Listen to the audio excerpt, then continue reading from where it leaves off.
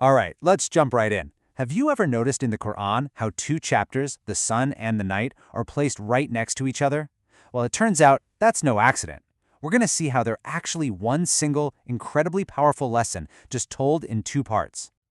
So you've got these huge cosmic symbols, the sun, the night. What on earth do they have to do with us, with the little choices we make every single day? That's the big question we're really going to dig into here. So, we have these two surahs, Ash-Shams and Al-Layl, and they're not just neighbors, they're partners. The first one lays out this deep internal challenge we all face, and then the second one comes right in with a practical, real-world solution. It's almost like a complete roadmap for life, split into two parts. All right, so let's get into the details. What's so amazing is that both of these surahs kick off in a very similar and really powerful way. They start with these divine oaths, sworn on the huge contrasting forces of nature. And right from the get-go, this sets up a major theme, duality. Powerful opposites.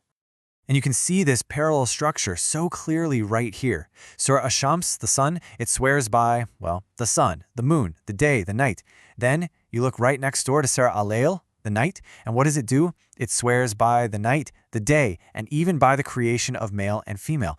It's undeniable they're speaking the exact same language of pairs. So, what's the point of all this? Well, these oaths are meant to ground us in a really basic truth about our universe. Everything works in pairs, in opposites. You've got light and darkness, day and night. And this isn't just, beautiful poetry. It's the whole setup for understanding the moral opposites we face inside our own selves, that fundamental choice between good and evil. And just like that, we're brought from the vastness of the cosmos right down into the human heart. After setting up this whole universe of pairs, Surah Ash-Shams pivots, and it turns the spotlight inward, to the duality that exists inside every single one of us. Now, to really get this, we've got to talk about a key concept, the nafs. You can think of it as your inner self, your soul, your conscience. It's that unique you that's formed when your spirit and your body come together. It's really the essence of who you are. And what's fascinating is that this nafs, our soul, it isn't just a blank slate. No, it comes pre-installed, you could say, with a kind of moral compass, an innate, built-in ability to tell the difference between right and wrong. And this is the absolute core of that first surah. Our whole life really boils down to this one fundamental choice. Are we going to work to purify our soul, to polish it and bring it back to its naturally good state? Or are we going to let it get buried, corrupted, and tarnished? Which of course leads to the million-dollar question, right? It's one thing to say purify or corrupt, but what does that actually look like? In our day-to-day lives, what are the specific actions that push us down one path versus the other? And bam, this is where its partner, Surah Al-Layl, steps in. It provides the clear, practical, no-nonsense answers. It takes the focus off the internal state of the soul and puts it squarely on the external actions that define that state. So this second surah, it basically gives us two profiles, two types of people. On the one hand, you have the person on the path to success. They give, they're aware of God, they believe in the best. And then, on the other side, the path to failure. Well, that's defined by someone who's stingy, who thinks they don't need anyone, and who denies the truth.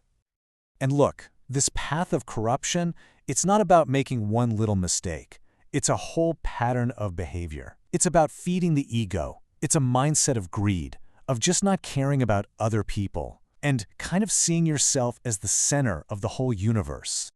So you see how perfectly they fit together? It's really the crucial point. Surah Ash-Shams gives us the what, the internal state of the soul, the two paths it can take. And then Surah Al-Layl follows up with the how, the actual tangible actions that decide which path we end up on.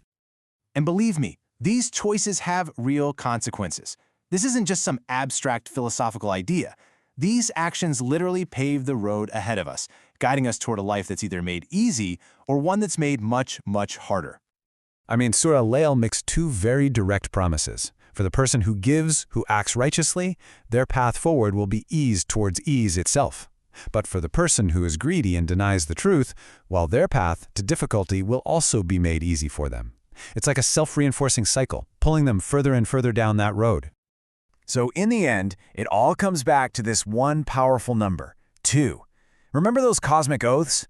They set up a universe of pairs, of twos.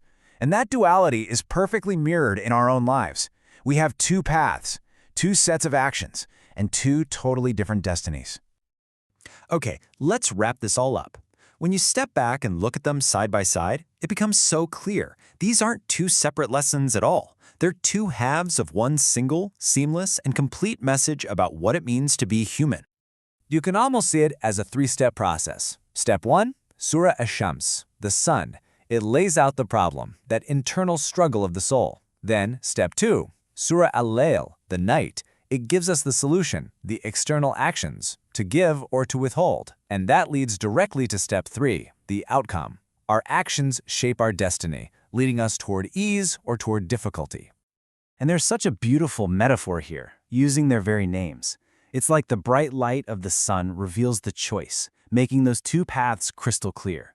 But it's the actions done in the night, what we do in private, when we think no one else is watching, that really truly determines which journey we're on. So that leaves us with one final question. And it's a question only you can answer for yourself. Day in and day out, with every single choice you make, to give or to take, to be humble or to be proud, which path are your actions paving?